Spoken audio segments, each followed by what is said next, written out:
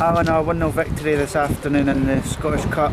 It was a difficult 90 minutes, but an Andy Geoghegan goal is the difference between the two teams, so he must be delighted. Oh, he is. He's buzzing. Obviously, he played here as well, so it gave him an extra incentive to do well and obviously get a goal. But overall, it was a hard game. The conditions played obviously a massive part in the game. I don't think both teams are good passing teams. It was difficult today to get the ball down, but I thought we handled the conditions better than it.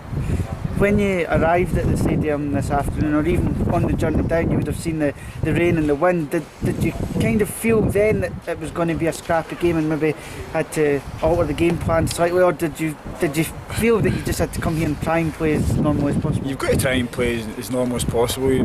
There was passages that we did try and get the ball down and pass it, and that's when we were good. But sometimes when you try to hit balls in behind or over the top, it just flies right through, even for kick out. So it just shows you how difficult it was for the conditions for the players, and that's why when you look at it, you think maybe Scottish football's maybe the way forward is summer football.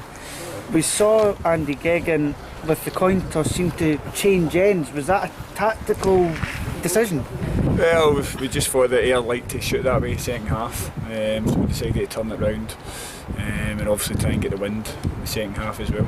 Did you feel that decision could be the one big decision that maybe swung the game in our favour? I don't think so, no. I think the goal was a big decision that changed the game, to be fair. I thought there was passages we played well, we broke well. They were a threat at set pieces, especially with the wind. Sean had a couple of good saves for free kicks and corners, and that looked our biggest danger.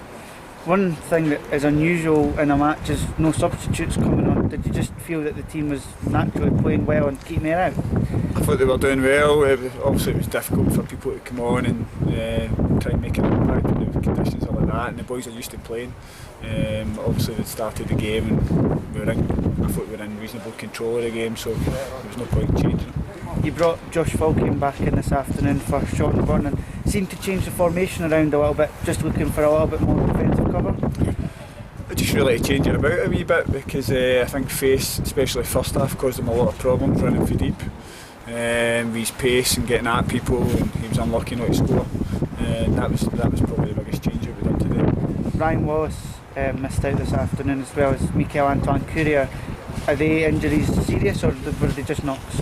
No, well, Mikel's hurt his knee a little bit, but hopefully over the next week or two he'll be back. And Ryan, he hurt his ribs against Airdrie, even though he played last week, but obviously it got a bit worse.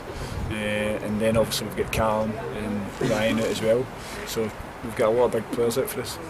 We saw Paul Joseph Trustin on the bench this afternoon. Do you feel that his performances in under-20s have really pushed you to bring him into the squad this afternoon because of the injury situation? Does it again show that if you're playing well for the under-20s and impressing John Potter and yourself and Sandy Clark, there will be opportunities? I think that's important, and to be fair, PJ's been doing great. He's an incredibly hard worker. You can see every game in the 20s he's getting better and better, and it'll do him good being around the first team players. And finally, just onwards and upwards to Brecon City next weekend. Another difficult game, but happy to be back at home after 3 weeks away. It is. We've had a tough run. Probably when you look at Albion Rovers and Cowdenbeath, now the best places in the world to go and play. So getting back at home and playing on a good pitch, it should suit us. Thanks, Allan.